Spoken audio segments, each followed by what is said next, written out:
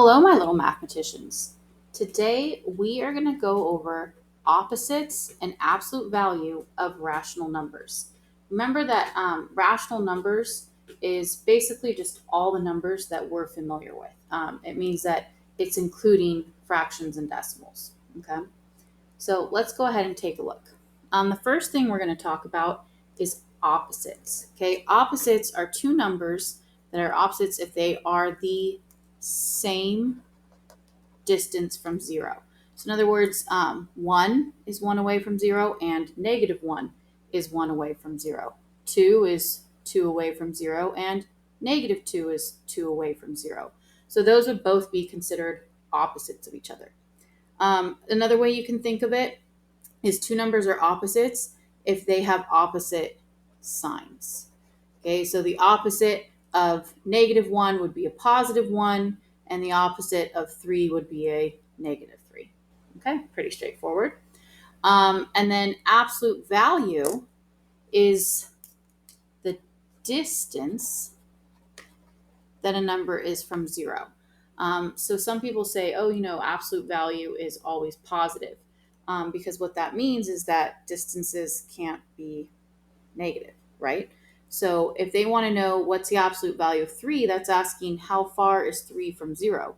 Well, it's 1, 2, 3 away. And how far is -3 from 0? It's also 1, 2, 3 away. So both 3 and -3 have the same absolute value of just 3. And how you'll see that is you'll see it represented in brackets like that. So this is asking what is the absolute value of 3? It's just 3. So you'd write your answer where you get rid of those prison bars or, those absolute value signs. And then this would be the absolute value of -3. That's what it's asking. And then you're like, oh, well, the absolute value of -3, or the distance 3 is from 0, is also just 3. So both of those have the same answer of just 3. Okay, let's go ahead and see if we can solve some of these problems that they're asking. As always, let's read the directions.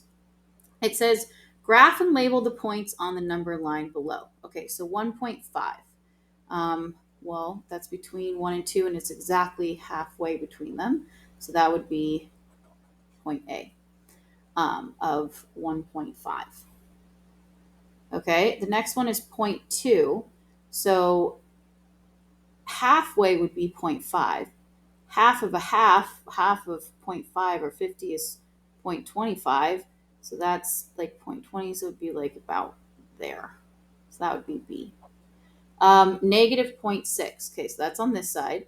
Well, halfway, this would be -0.5, so it's slightly bigger, a little bit closer to the -1. So we're going to say that's -0.6. So that's point C. And then finally, -2.9. That's almost -3. So we'll put that about right there. Okay. And there we go. We just graphed all those points on the number line.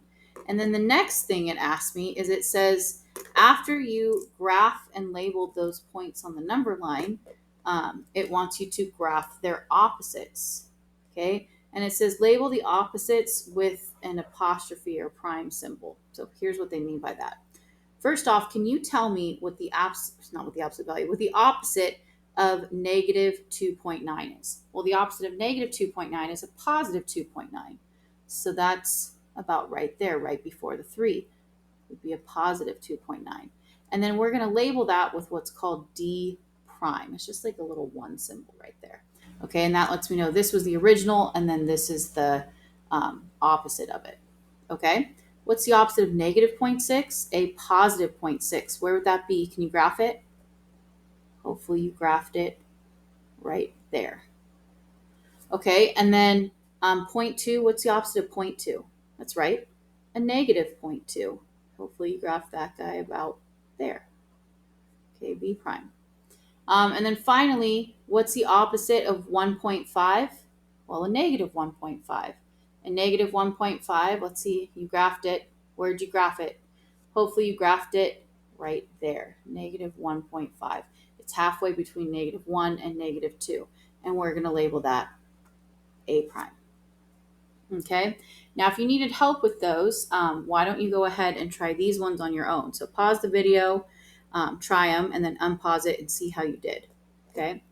So first of all, 1 and 11 twelfths, well, 12 twelfths is a whole number, right? So 1 plus 1 would be 2. So this is almost very, very close to the 2. So you have 1 and 11 twelfths would be point E.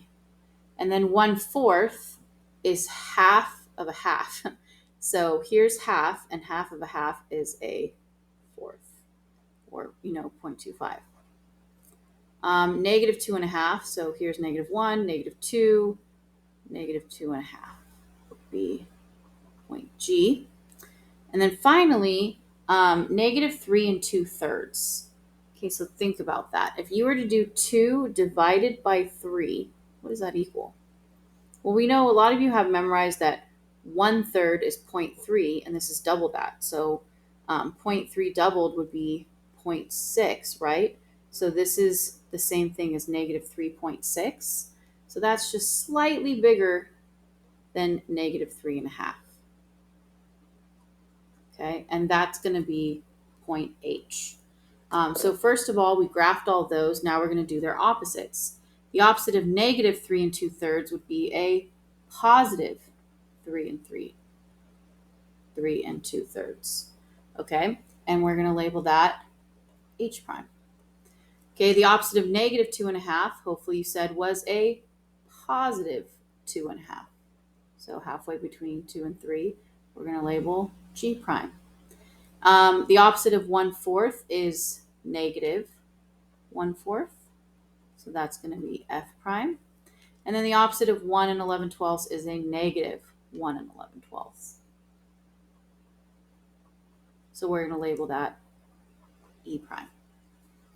Okay, so you guys just went ahead and graphed all the original points as well as their opposites. Let's move on to the next set of questions where they want us to find the absolute value of these rational numbers. So what's the absolute value of 1.3, or how far is 1.3 from 0? Well, it's 1.3 away, and that's it. That's all you have to write.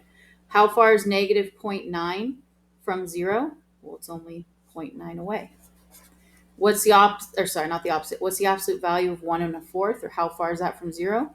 It's 1 1/4 away from 0. How far is -7/8 from 0? It's 7/8 away from 0. Notice that whether it started as a positive or a negative, when you're asked to take the absolute value, you're always going to end with a positive.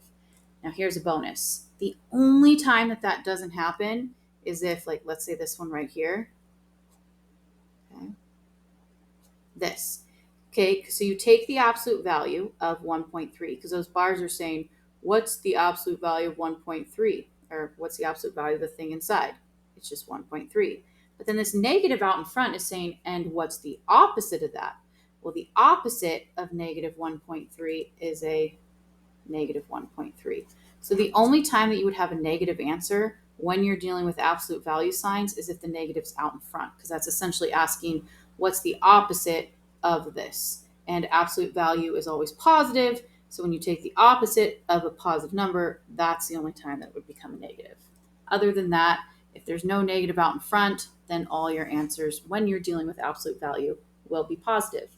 And there you go, my little mathematicians. You have now mastered taking both the opposite and absolute value of numbers. Congratulations.